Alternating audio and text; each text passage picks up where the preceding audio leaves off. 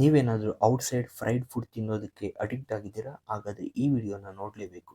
ಎಲ್ರಿಗೂ ನಮಸ್ಕಾರ. ನಾನು ಲಕ್ಷ್ಮೀಕಾಂತ್ ಗೌಡ, ಫುಡ್ ಟೆಕ್ನಾಲಜಿಸ್ಟ್.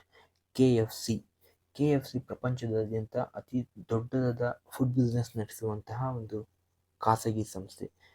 ಇತ್ತೀಚೆಗೆ ತಮಿಳುನಾಡಿನ ತೂತುಕುಡಿಯಲ್ಲಿ ಕೆ.ಎಫ್.ಸಿ ತನ್ನ ಲೈಸೆನ್ಸನ್ನು ಕಳೆದುಕೊಂಡಿದೆ.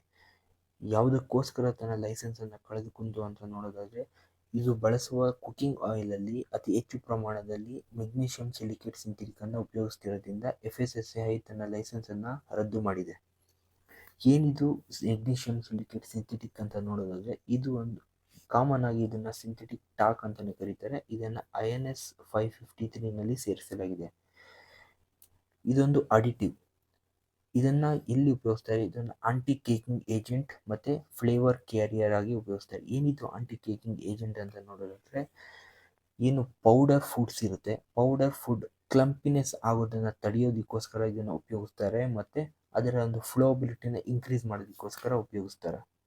ಇದರ ಬಳಕೆಗೆ ಒಂದು ಸ್ಟ್ರಿಕ್ಟ್ ರೆಗ್ಯುಲೇಷನ್ ಆಗಿದ್ರೂ ಕೂಡ ಇದನ್ನು ಮೀರಿ ಕೆಲವೊಂದು ಕಂಪನಿಗಳು ಅತಿ ಹೆಚ್ಚು ಪ್ರಮಾಣದಲ್ಲಿ ಉಪಯೋಗಿಸ್ತಾ ಇರೋದು ಗೊತ್ತಾಗ್ತಾ ಇದೆ.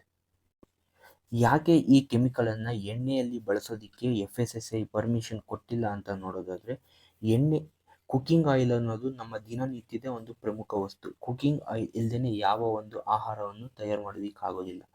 ಸೊ ಈ ಥರ ಇರಬೇಕಾದ್ರೆ ಎಣ್ಣೆಯಲ್ಲಿ ಇದನ್ನು ಅಲೋ ಮಾಡಿದ್ರೆ ದಿನನಿತ್ಯ ಈ ಕೆಮಿಕಲ್ ನಮ್ಮ ದೇಹವನ್ನು ಸೇರ್ತಾ ಇದ್ದರೆ ನಮ್ಮ ಆರೋಗ್ಯ ಸ್ಥಿತಿ ಏನಾಗ್ಬೇಡ ಯೋಚನೆ ಮಾಡಿ. ಇದರಿಂದ ಏನು ಆರೋಗ್ಯದ ಪರಿಣಾಮದಲ್ಲಿ ವ್ಯತ್ಯಾಸ ಆಗ್ಬೋದು ಅಂತ ನೋಡೋದಾದರೆ, ನಮ್ಮ ಜೀರ್ಣಾಂಗ ವ್ಯವಸ್ಥೆಯನ್ನೇ ಇದು ಬದಲು ಮಾಡುತ್ತೆ. ಅದೇ ರೀತಿ ಇನ್ನು ಬೇರೆ ಬೇರೆ ರೀತಿಯಾದ ಪರಿಣಾಮಗಳನ್ನು ಕೂಡ ಈ ಕೆಮಿಕಲ್ ನಮ್ಮ ದೇಹದಲ್ಲಿ ಉಂಟು ಮಾಡುತ್ತೆ.